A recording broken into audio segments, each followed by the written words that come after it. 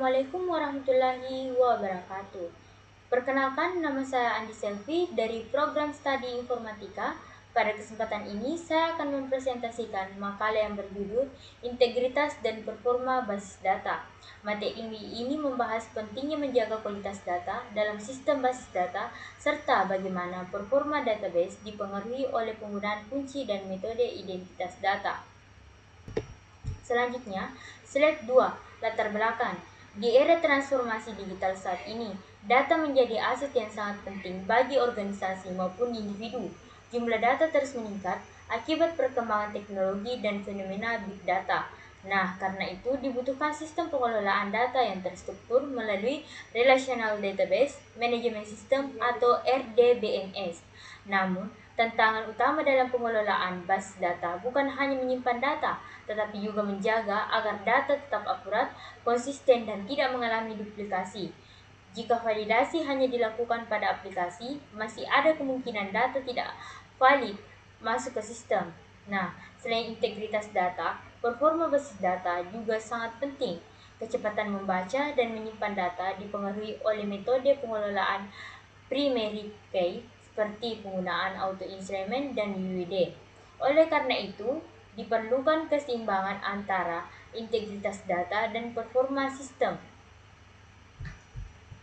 Selanjutnya, slide ketiga yaitu rumusan masalah. Nah, pada makalah ini terdapat beberapa rumusan masalah, yaitu yang pertama, bagaimana karakteristik dan langkah sistematis dalam menyusun basis data yang efektif. Nah, yang kedua, bagaimana peran primary key dan flogging key dalam menjaga integritas data.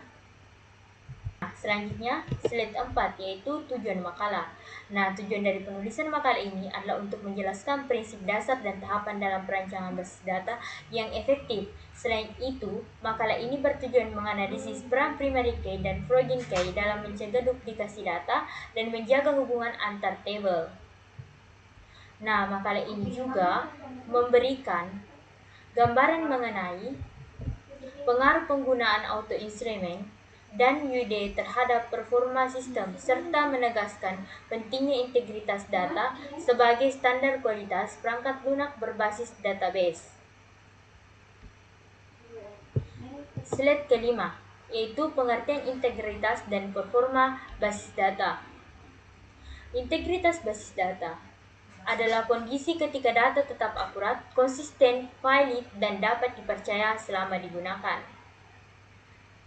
Integritas data terdiri 3 jenis utama, yaitu integritas entitas yang memastikan setiap data memiliki identitas unik menggunakan primary key. Integritas referensial yang menjaga hubungan antar tabel menggunakan flogging key. Integritas domain yang memastikan data sesuai dengan tipe dan aturan yang ditentukan.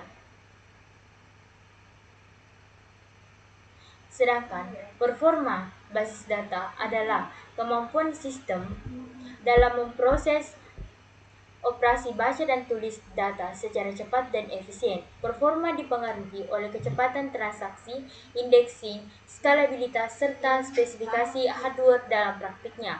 Sering terjadi trade-off, yaitu semakin banyak aturan integritas, maka sistem membutuhkan proses tambahan, tetapi integritas tetap harus diprioritaskan agar kualitas data terjaga. Nah, selanjutnya itu slide 6, manajemen dan karakteristik basis data. Nah, manajemen basis data merupakan proses pengolahan data agar dapat digunakan secara efektif dan efisien. Tahapan manajemen basis data meliputi studi kelayakan, perencanaan awal, analisis kebutuhan sistem, perancangan basis data, implementasi, dan pemeliharaan sistem. Selain itu, basis data yang baik memiliki beberapa karakteristik penting, yaitu struktur data yang terorganisir, keamanan data, konsistensi data, skalabilitas, serta backup dan recovery. Karakteristik tersebut sangat penting agar sistem tetap stabil dan mampu menangani pertumbuhan data. Nah, selanjutnya, slide 7, contoh penerapan basis data. Basis data diterapkan di berbagai bidang kehidupan. Yang pertama, di bidang pendidikan, basis data digunakan untuk menyimpan data siswa, nilai, jadwal, dan absensi. Yang kedua, di bidang perbankan, basis data digunakan untuk mengelola transaksi nasabah secara real time. Di bidang kesehatan, yang ketiga, basis data membantu penyimpanan rekam media pasien secara digital. Nah, sedangkan pada dunia bisnis dan e-commerce, basis data digunakan untuk mengelola pelanggan produk, pembayaran, dan pengiriman barang. Dengan adanya basis data, proses pengolahan informasi menjadi lebih cepat, tepat, dan efisien. Slide 8, yaitu primary key. Primary key adalah atribut yang digunakan untuk mengidentifikasi setiap data secara unik dalam sebuah tabel. Nilainya tidak boleh sama dan tidak boleh kosong. Contohnya adalah NIS pada tabel siswa.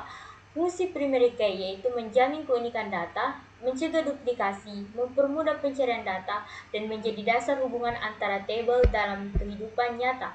Primary key digunakan pada nomor rekening, bank, nomor pasien, rumah sakit, maupun NIM mahasiswa.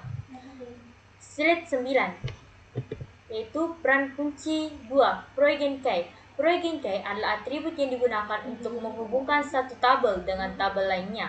Contohnya, kolom NIS pada tabel nilai menghubungkan data nilai dengan tabel siswa. Proegen key berfungsi menjaga integritas referensial, memastikan hubungan antara tabel tetap valid, dan mencegah munculnya orphan data atau data yatim. Dalam pengelolaannya, terdapat mekanisme seperti Cascade, Delete, dan Restretch untuk menjaga konsistensi hubungan data. Nah, slide ke-10, peran kunci 3 dan 4. Candidate key adalah atribut yang memiliki nilai unik dan berpotensi menjadi primary key, sedangkan alternate key adalah candidate key yang tidak dipilih sebagai primary key. Contohnya NIS dan NIC. Sama-sama unik, tetapi hanya satu yang dipilih menjadi primary key. Selain itu, terdapat composite key, yaitu primary key yang terdiri dari gabungan beberapa kolom. Composite key digunakan jika satu kolom saja belum cukup untuk membedakan data secara unik. Nah, selanjutnya itu slide 11. Unique constraint. Unique constraint digunakan untuk memastikan nilai dalam suatu kolom harus unik dan tidak boleh duplikat. Contohnya, email pengguna, username, dan nomor telepon. Manfaat dari unique constraint adalah menjaga validitas data dan mencegah adanya data ganda pada file penting. Yang ke-12 yaitu slide 12, yaitu not null constraint. Not null constraint memastikan satu kolom wajib diisi dan tidak boleh kosong. Contohnya, nama siswa, nomor telepon, pelanggan, dan tanggal transaksi. Manfaatnya yaitu mencegah data tidak lengkap, menjaga kualitas informasi, dan mempermudah proses pengolahan data. Selanjutnya slide 13, yaitu chat constraint. Chat constraint digunakan untuk membatasi nilai yang boleh dimasukkan sesuai aturan tertentu. Contohnya, pada nilai siswa yang hanya boleh berada pada rentan 0 sampai 100. Jika pengguna memasukkan nilai di luar batas tersebut, maka sistem otomatis menolak data. Chat constraint membantu menjaga validitas data dan mengurangi kesalahan. Selanjutnya, slide 14, default constraint. Default constraint memberikan nilai otomatis ketika pengguna tidak mengisi data tertentu. Contohnya, status kehadiran, otomatis hadir, tanggal pendaftaran, otomatis hari ini, dan saldo awal otomatis 0. Nah, fitur ini membantu meningkatkan efisiensi input data dan menjaga konsistensi informasi. Selanjutnya, slide 15, yaitu peran constraint dalam integritas data. Nah, constraint berfungsi sebagai lapisan pengaman utama pada basis data. Manfaat penggunaan constraint antara lain menjamin keakuratan dan konsistensi data, mengurangi kesalahan input, mempermudah pengolahan basis data, menjaga hubungan antar tabel, dan meningkatkan keamanan sistem. Karena itu, validasi di tingkat database dianggap lebih efektif dibandingkan hanya mengandalkan validasi pada aplikasi. Nah, selanjutnya, slide 16. Analisis performa auto instrument atau instrument adalah metode pembuatan ID secara otomatis menggunakan angka yang berurutan. Nah, keunggulan auto instrument sendiri yaitu proses baca dan tulis data lebih cepat, indexing lebih optimal, dan penggunaan ruang penyimpanan lebih efisien. Nah, metode ini memiliki beberapa kelemahan seperti kurang cocok untuk sistem multi-server, ID mudah ditebak, dan memiliki batas kapasitas integer. Nah, selanjutnya, Slide 17, analisis performa UID. UID atau Universally Unique Identifier adalah identitas unik berbentuk kombinasi karakter acak. Keunggulan UID yaitu menjamin keunikan global, cocok untuk cloud dan sistem terdistribusi, dan lebih aman karena sulit ditebak. Namun, UID memiliki ukuran data lebih besar sehingga membutuhkan ruang penyimpanan lebih banyak, proses indeksi lebih lambat, dan performa insert dapat menurun pada database besar. Nah, selanjutnya slide 18. Perbandingan auto-instrument vs UID. Secara umum, auto-instrument lebih unggul dalam performa dan efisiensi penyimpanan, sehingga cocok untuk aplikasi kecil hingga menengah. Sedangkan UID lebih unggul dalam keamanan dan skalabilitas, sehingga cocok digunakan pada sistem cloud dan aplikasi modern berbasis internet. Karena itu, pemilihan metode harus disesuaikan dengan kebutuhan sistem yang dikembangkan. Selanjutnya, slide 19, yaitu kesimpulan. Kesimpulannya, manajemen basis data yang baik memerlukan pemahaman mengenai karakteristik dan tahapan perancangannya. Integritas data dapat dijaga melalui penerapan primary key, plugin key, dan berbagai constraint lainnya. Selain itu, pemilihan auto-instrument atau UID harus disesuaikan dengan kebutuhan performa, keamanan, dan skalabilitas sistem. Dengan penerapan integritas data yang baik, kualitas informasi dalam sistem akan menjadi lebih akurat, aman, dan dapat dipercaya. Nah, sekian presentasi dari saya mengenai integritas dan performa basis data. Terima kasih atas perhatian teman-teman dan Bapak dosen. Kurang dan lebihnya mohon dimaafkan. Wassalamualaikum warahmatullahi wabarakatuh.